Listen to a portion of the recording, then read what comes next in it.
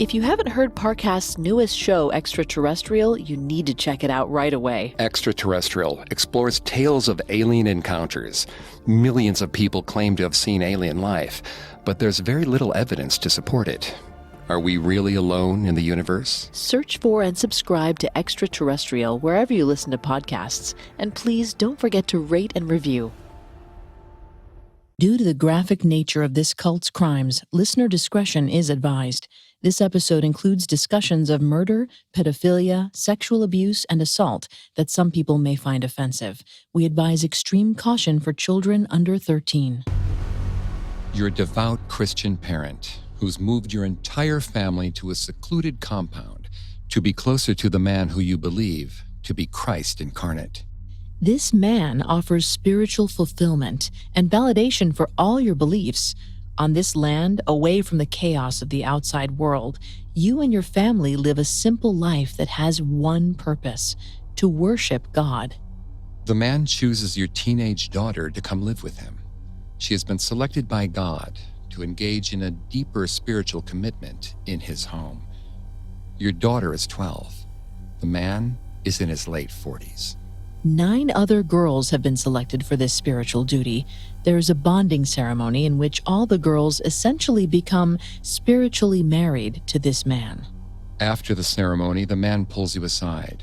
He says that he may sleep with your daughter as part of their marital commitment to God. Who are you to say no? This man is the human embodiment of Jesus. For 10 families in the River Road Fellowship, this question was far from hypothetical. Their leader, Victor Barnard, asked to marry and sleep with their preteen daughters, and one by one, every parent agreed and handed their children over to his will.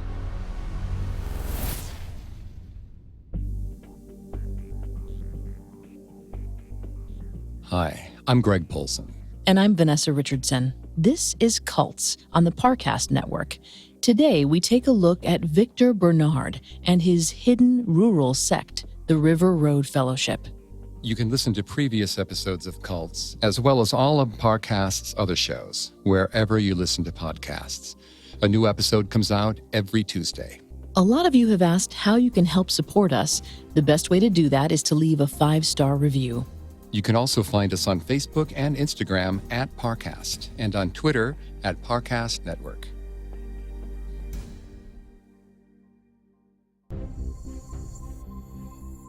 Almost all Christians believe there will be a second coming of Christ. For these believers, the second coming is not theoretical. It's an absolute certainty, which makes it that much easier for some cult leaders to claim to be Christ made flesh. One such cult leader was Victor Arden Barnard. He groomed a tight-knit group of 150 followers to move away with him into a remote part of Minnesota under the assumption that he was Christ incarnate. This week, we'll see how he built this following through the 1990s. Next week, we'll take a look at how, despite his best efforts, Victor's secretive commune was exposed and thrust into the national spotlight and torn apart in the early 2010s. Victor Barnard was born in 1961 in Hennepin County, Minnesota, though his childhood was spent in South Minneapolis. Victor attended the Breck School, a highly rated Episcopalian private school in the Minneapolis suburb of Golden Valley. It's had a long association with the Episcopalian Church and can boast Frank Mars, founder of the Mars Incorporated Candy Company, as an alumnus. In his yearbook photos, Victor had long, curly hair and a wild, fun-loving smile. Friends from that time have said that Victor was a party animal who didn't have much trouble attracting the attention of the girls at school. He wasn't exactly the devout religious type. Classmate Mark Gilman describes him as someone with a big personality and a lot of charisma, the proverbial big man on campus. But despite his gregarious public persona, Victor hid feelings of loneliness and shame. Victor's parents divorced when he was just 6 years old. He and his 3 sisters were raised by their mother, Nancy, who had an undiagnosed mental illness and was often emotionally unstable. Victor's father, Stanley, later reported that Nancy had bipolar disorder, but in the 1970s, very little was understood about treating this illness. Her family would have borne the brunt of a lot of Nancy's more erratic behavior. A quick reminder, Vanessa is not a licensed psychologist or psychiatrist, but she has done a lot of research for the show. According to a 2014 study by Dr. Mark Ellenbogen with Concordia University, symptoms of bipolar can include impulse mania, highly irritated mood, and severe depression. Without treatment, these symptoms would have worsened over time. Because Nancy was largely a single parent, her children would have suffered the most direct trauma from her condition. Worse, they likely had no idea what was wrong with their mother. According to Dr. Ellenbogen's study, children of bipolar parents are at a higher risk for psychosocial disorders themselves. They're also more likely to take part in criminal behavior and harbor dangerous attitudes towards sexuality and sex. It's clear Nancy's condition affected Victor, but he was good at hiding it. He channeled a lot of his energy into sports. A gifted and enthusiastic hockey player, Victor earned a full scholarship to Hobart College in New York in 1979. He made the varsity squad his freshman year. Victor was so good that his father Stanley hoped he would make the 1980 or 1984 Olympic team. But as Victor grew more successful, Nancy grew more erratic. She felt abandoned by her son, who moved away to college and left her at home. She would call Victor incessantly while he was at college, berating him for anything she could think of. She was verbally and emotionally abusive and tried to guilt him into moving back home. She knew how to push Victor's buttons, leaving him in tears, isolated in his dorm. His self-esteem was shredded, and he felt like he needed to hide his truest self from potential friends around him. Victor was emotionally raw and in search of a deeper meaning for his life. The inner chaos made him a prime target for recruitment into a radical religious group, as would come to pass when he met a recruiter from The Way International, a religious cult based out of Ohio. The Way International was founded by another Victor, Victor Paul Wierwille. He preached a warped interpretation of the Bible that painted him as Christ incarnate and allowed him to build an actual army of followers that would fight for the way to their deaths. Wierwille was a con man and a predator, recruiting thousands of young people into his fold. For more information on The Way International, check out our previous episodes on the destructive cult. What truly drew Victor to the Way was that they believed that demonic possession was the reason for mental illness. It provided clarity on why Nancy Barnard treated her son with such contempt. The Way believed that if they were able to exorcise the devil from the mentally ill person, they can recover from their illness. It's important to remember that Victor Barnard had no idea what bipolar disorder was. The Way offered him an answer to the abuses of his mother. Quite literally, the devil was making her do it. The Way promised Victor Barnard the chance at a normal life, a reconciliation with his mother. Victor was hooked.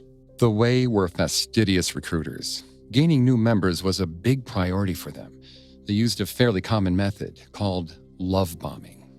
Dr. Suzanne Deggs-White describes love bombing as the practice of overwhelming someone with signs of adoration and attraction. We all have a need for that kind of attention, so cults and narcissists will use that as a form of manipulation. They're convincing their potential victims that they really care. Convinced they're loved, those victims return that affection. Eventually, they become loyal and obedient followers, convinced of their shared investment. In the early 1980s, Victor joined The Way with full enthusiastic commitment. His classmates would later remark on how shocked they were to see the party-loving jock embrace God so fully.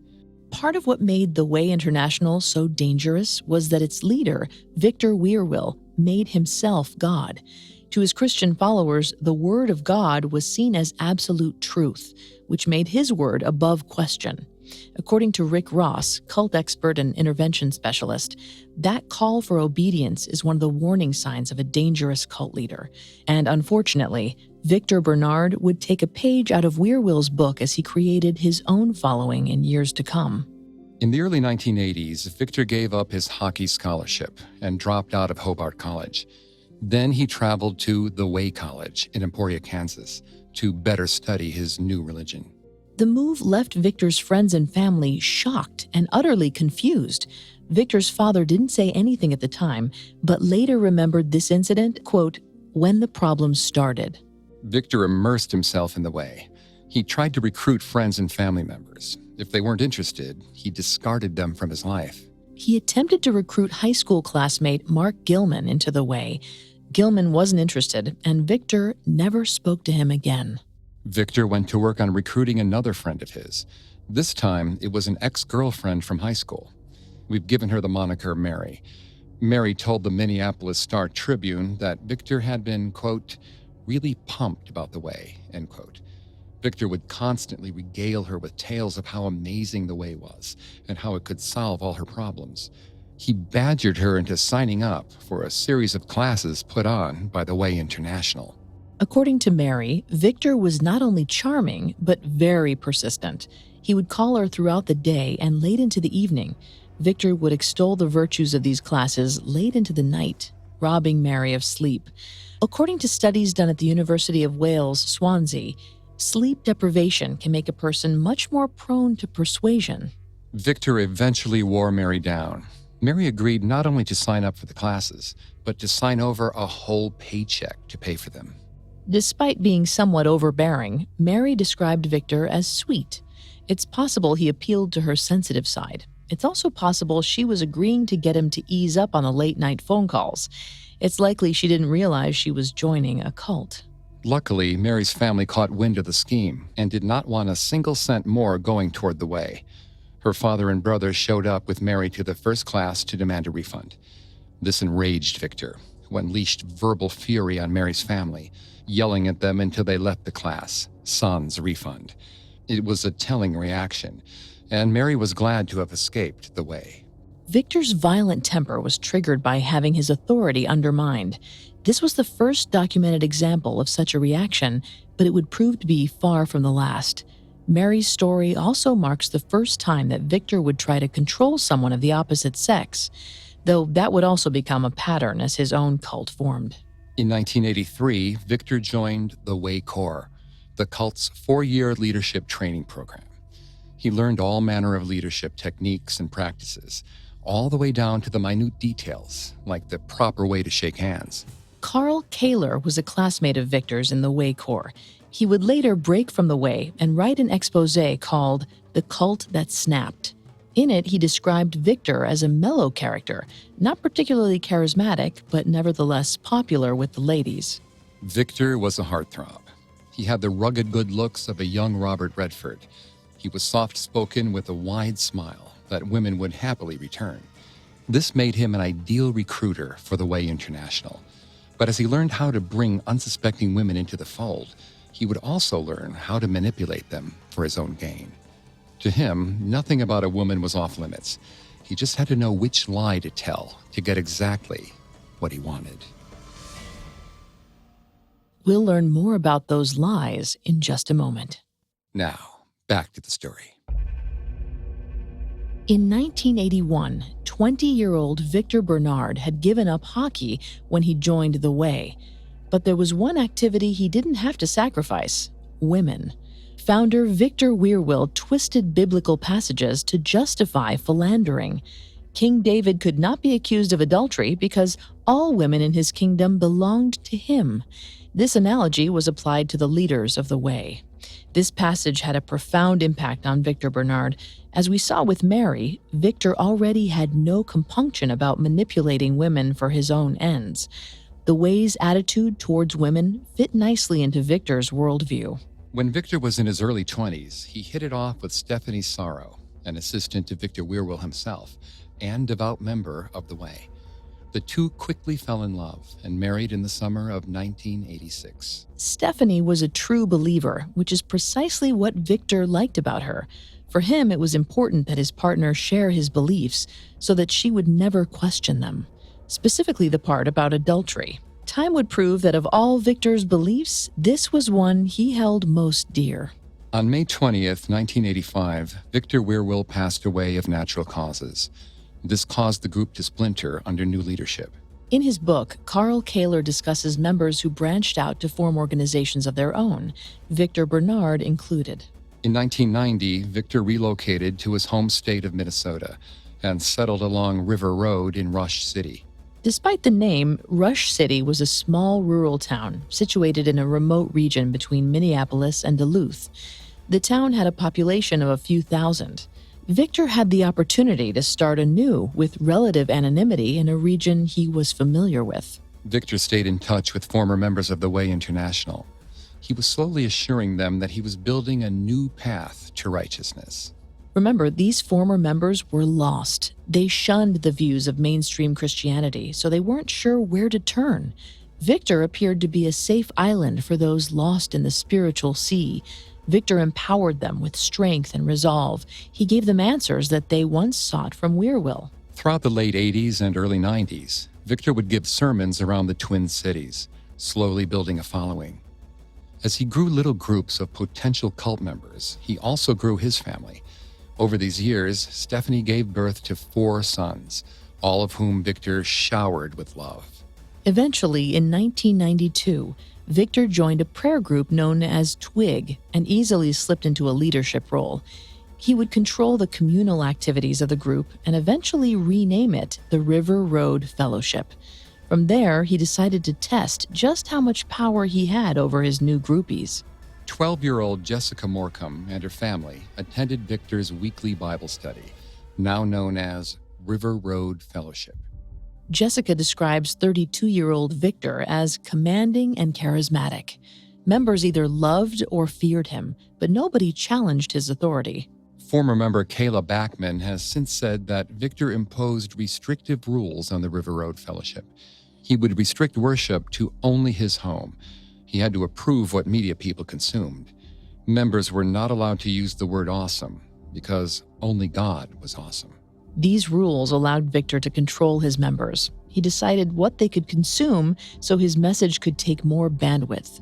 He also created a tattletale system among the followers. If someone told on another member for breaking the rules, they curried favor with Victor and with God. This reinforced loyalty, which only gave Victor more control. Jessica Morcom's stepfather, Dirk Cheshire, became an enthusiastic follower of Victor. He spoke vigorously about serving the Lord and the importance of obeying Victor in all things. According to Dirk, following Victor was the true path of the righteous man. But there was another behavior that came with this newfound empowerment. He began sexually assaulting his stepdaughter, Jessica.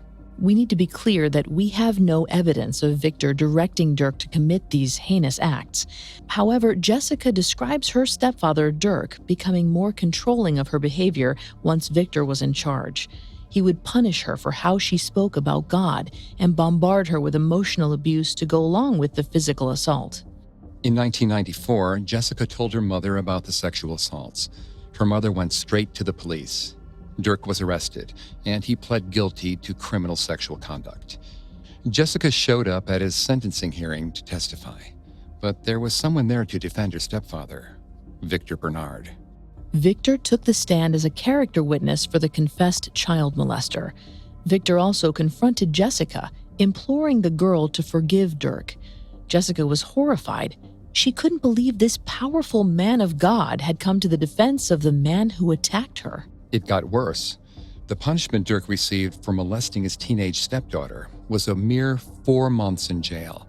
And when he was released, he was welcomed back into the fold. Victor Barnard used Dirk as an example to preach the power of forgiveness. Forgiveness for the man, but not the woman. Victor confronted Jessica's mother with a galling demand. He said that Jessica was a problem child and she had to get rid of her.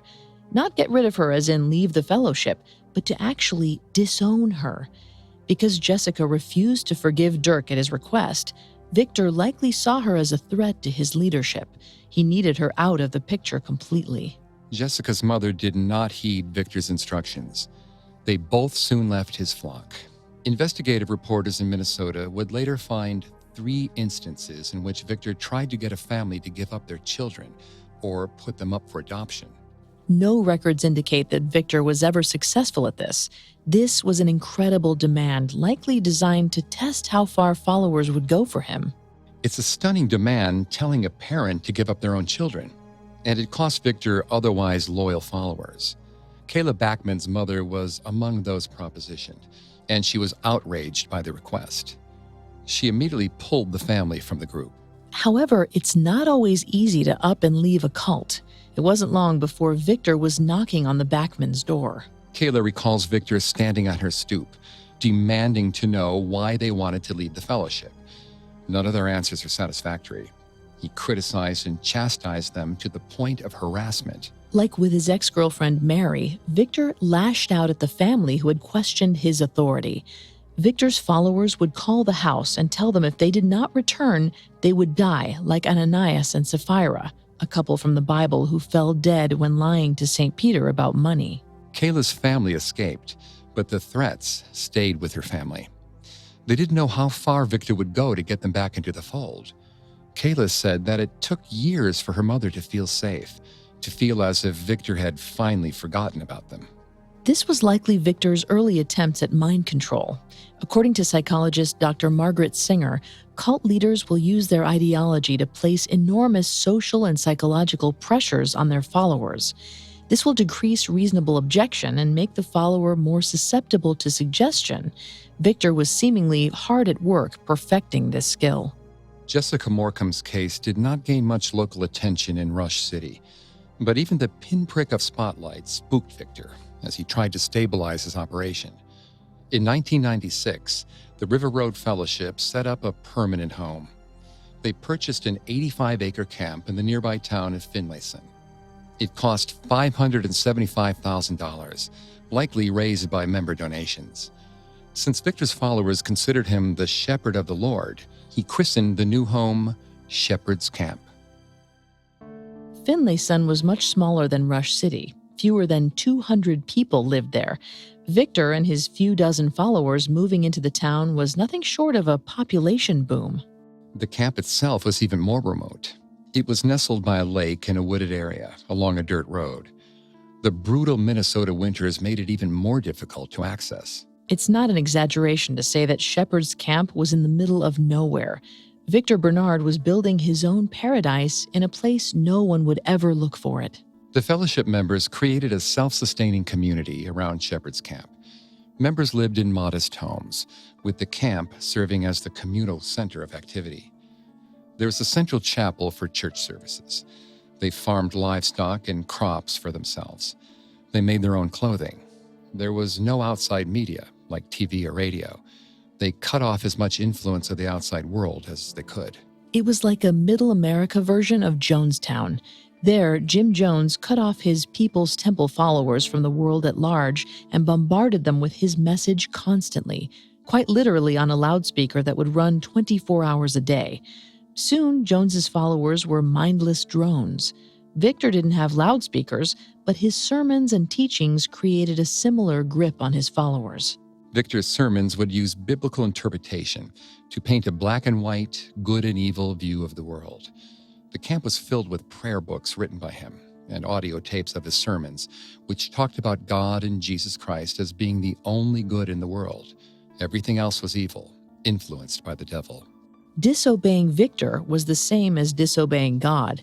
One former member told the Minneapolis Star-Tribune that the change was so gradual, they almost didn't notice it.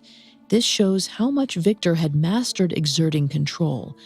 First, his followers let him lead their Bible study. Then they let him lead them to a camp. During the early 1990s, they accepted when he called himself the true apostle.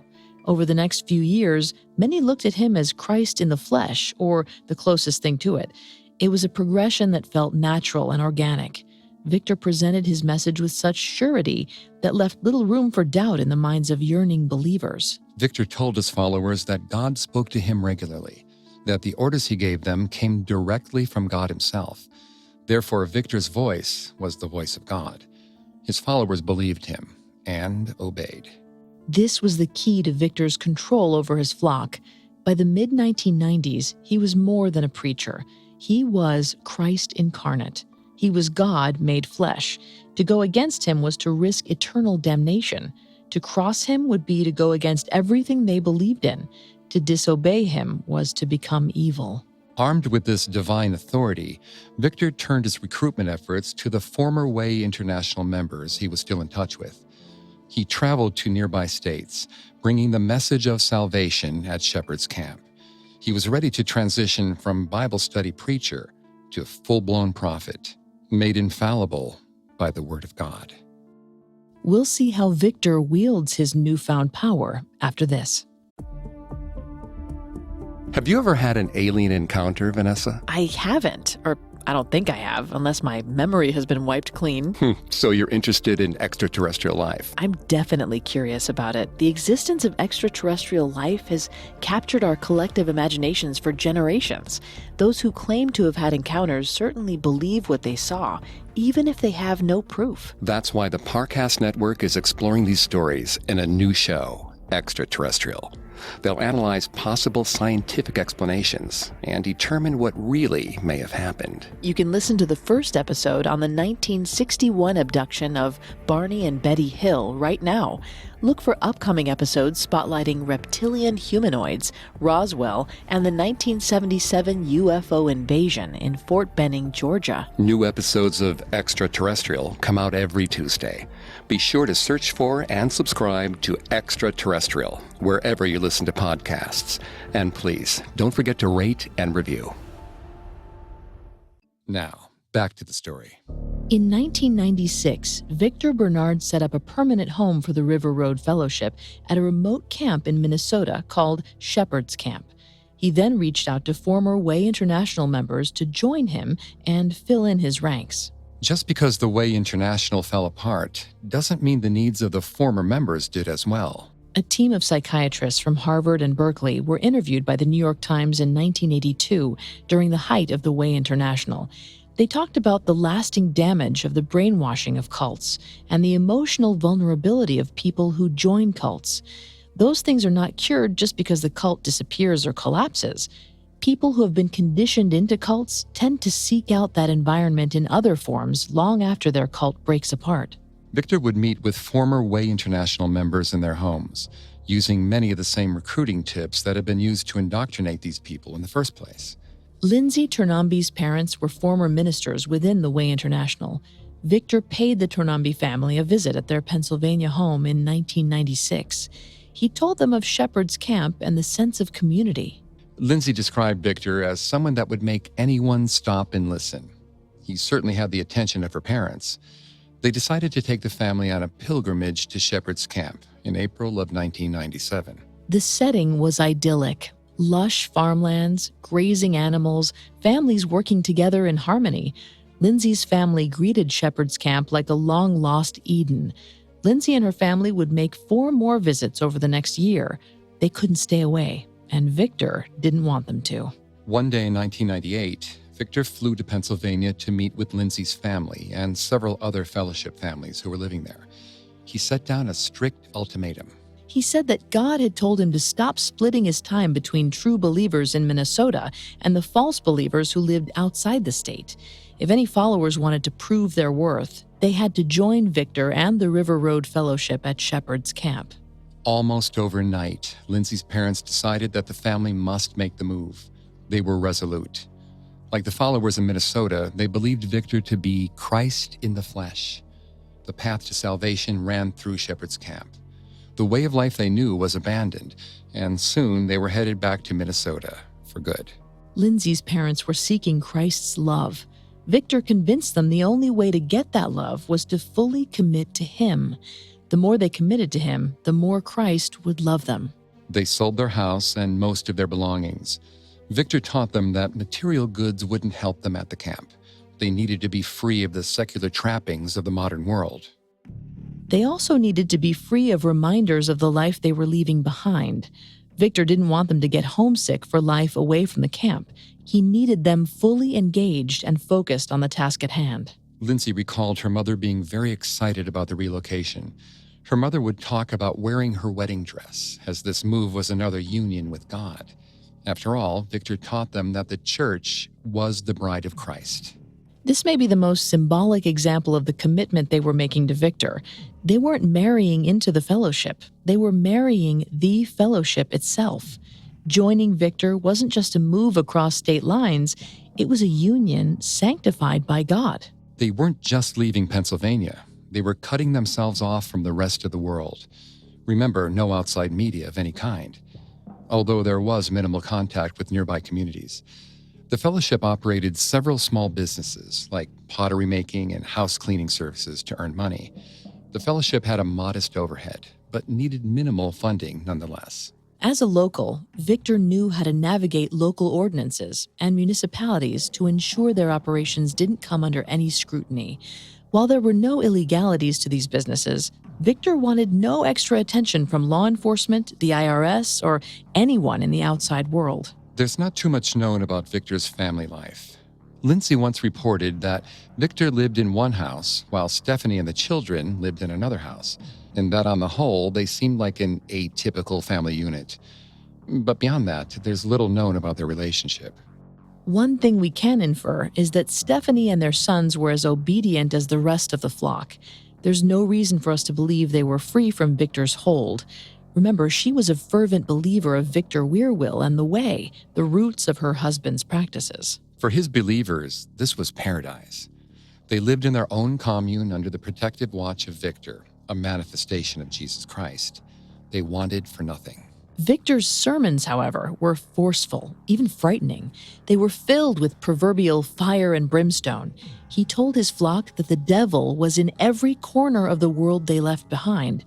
But at the camp, they had nothing to fear, so long as they obeyed Victor. According to the scriptures, Jesus, the apostles, and even the devil himself interacted with everyday people. They were a part of ordinary life. Victor portrayed the devil as a real-life monster who was just one wrong turn away. By creating such a powerful and destructive enemy, Victor could then portray himself as the sole protector who would keep the devil at bay. By making the devil real, it also reinforced the idea that Christ was real as well, and that he was Christ. When Lindsay and her family arrived in 1999, she estimated that about 80 members lived there. More recruits soon joined, swelling the group to an estimated 150 members. At this time, Finlayson's population was around 300 people, so Victor and his followers accounted for half of the entire town. Victor was aggressive in his recruitment, but not overly so. He didn't seem interested in rebuilding an organization the size of the Way International, which had thousands of members across several countries. This small community seemed more than enough for him. Lindsay described the early years at Shepherd's Camp as akin to summer camp. She had friends her own age. They worked the farm and tended to livestock. Everyone was working together in harmony. Victor's entrapment worked. These families did not miss the outside world. The members had all they needed from Victor and therefore no reason to disobey him. But despite the overall peaceful nature of the camp, Victor's temper was always bubbling just under the surface. Victor used rage as a means for intimidation. At times he would snap, yelling and screaming at followers for the slightest mistake in their chores. He would berate people publicly, always reminding them that his word was the word of God. None of this fazed the followers. Their devotion to Victor never wavered. Remember, in many readings of the Bible, God can be seen as angry and vengeful. So while some may see these outbursts as cracks in the facade, it could well be that Victor was actually acting a role the followers expected to see. As the verse goes, "Love the Lord in all things, because to cross him brings the most terrible wrath." Therefore, the offending members would work even harder to prove their love for Victor. Victor led church services and prayer meetings, but he had other ways of delivering his message. There was the Feast of the Tabernacle. All the fellowship members would gather and pray as a male sheep was shot and killed for the feast. A literal sacrificial lamb. Victor used this to symbolize the sacrifice Jesus made for the sins of all men. "The blood of the lamb washes all," was one of Victor's common mantras. In the summer of 2000, Victor held a service in the chapel. All followers were present. He read from the book of Ruth, which has strong themes of family and obedience to God.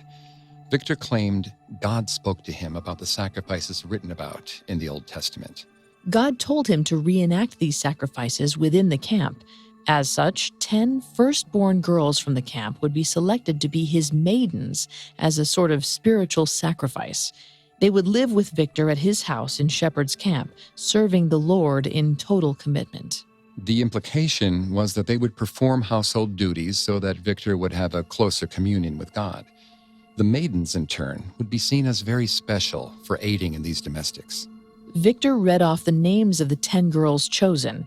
They were excited and enthusiastic. They were being chosen to live closer to God. Lindsay reports that her mother was ecstatic, but that her father was sad. But if he had any suspicions about Victor's intentions, he did not share them with anyone. Lindsay assured him that she would be home soon. At the time she was chosen to be a maiden, she was just 13 years old. All 10 girls were between 12 and 24 years old. Before they moved in with Victor, they partook in a union known as a salt ceremony. The maidens wore bridal veils. They were adorned with rings. Victor placed salt in their mouths, a symbol of union and agreement going back to the Old Testament. It was a spiritual wedding between Victor and the girls. The parents of these 10 girls beamed with pride. After the ceremony, Victor pulled the parents of the girls aside and asked for permission to sleep with their daughters as part of their marital covenant. Every parent agreed. It's important to note, years later, Lindsay's father said he thought Victor meant he would sleep with Lindsay when she was much older. Maybe the other parents thought that as well. The girls lived all alone in the house with Victor. His wife, Stephanie, and their sons lived separately. If Stephanie had any objections to her husband having 10 young girls moving in with him, she didn't show it. This was likely because Stephanie was one of Victor's most ardent followers. Life at Victor's home was very regimented. The maidens saw to cooking, cleaning, and gardening, but they were also ordered to honor their modesty. No makeup of any kind. Their hair was to be worn up, except when by themselves or alone with Victor. They were not to speak to any men. They were to avert their gaze from any man but Victor. There would be monthly visits with their parents at church, but for all intents and purposes, these girls were cut off from even the rest of the fellowship. These were the rules that come with the privilege of being close to the Lord. They belonged to Victor now. In July of 2000, Lindsay was called before Victor. He told her that he wanted to show her God's love. Victor took the 13-year-old Lindsay to his bedroom. He laid a towel onto the bed, warning her that she may bleed as this was her first time. Lindsay's memories of the event are of pure fear. Now we know the true meaning of Victor Barnard's work. It wasn't protecting anyone from the devil. If the devil lived in anyone's soul at Shepherd's Camp, it was Victor's. When Victor was finished with Lindsay, he dismissed her back to her room. She was all alone, cut off from her family and conditioned to obey. Who could she turn to? Her parents? They're the ones who gave her up to this life. The other followers? They would tell her she was not appreciating her privileged position. She cried herself to sleep, trapped in a hell of her parents' devising. Victor assaulted all 10 women he had sham married. Jess Schweiss was the youngest victim at only 12. Victor began assaulting her just after she got her first period. The maidens were not seen often around the camp, but every once in a while, Victor would present them at worship or while holding small hymnal concerts. There was never a hint of the abuse happening behind closed doors. Despite claiming these were acts of love, Victor made it clear to the girls that no one else must know of these encounters. If they were to tell anyone, even each other, they would be punished. Despite this, Jess Schweiss would mark an X on her calendar on days when she was assaulted. It was her attempt at creating a trail of breadcrumbs for someone to follow should Victor ever be found out. When Lindsay was 15 years old, she summoned the courage to run away from Victor's house.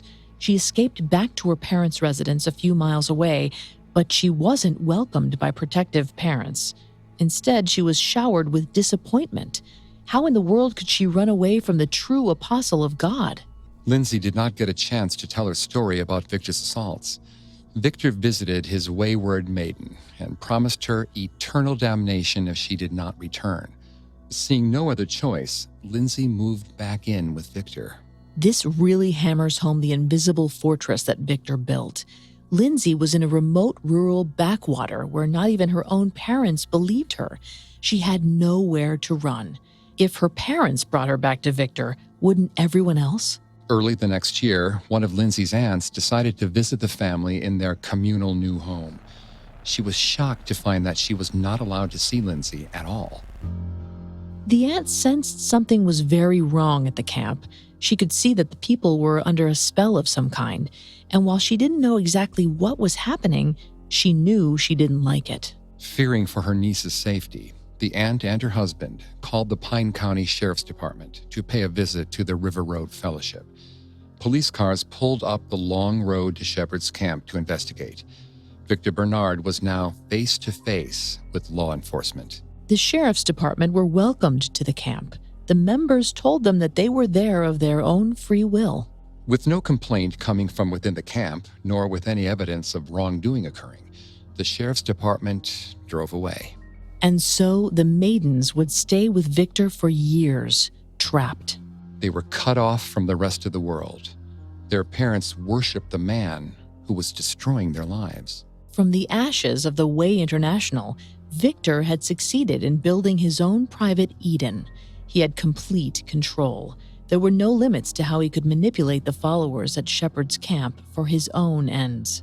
Next week, we'll see how one of the victims' unending courage thrust Victor into the national spotlight and finally put an end to the horrors going on under his roof. Victor thought he was infallible, and for more than a decade, that would seem to be true. Victor was right about one thing. The devil was very real, and he walked free in Shepherd's Camp, controlling every sheep.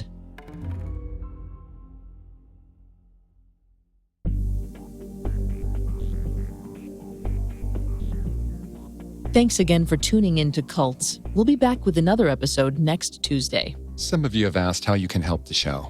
If you enjoy Cults, the best way to help is to leave a 5-star review wherever you're listening. You can find Cults and all of Parcast's podcasts on Apple Podcasts, Spotify, Stitcher, Google Play, CastBox, TuneIn, or on your favorite podcast directory. You can also find us on Facebook and Instagram as @Parcast and Twitter @Parcast Network. We'll see you next time. Cults was created by Max Cutler and is a production of Cutler Media and is part of the Parcast Network.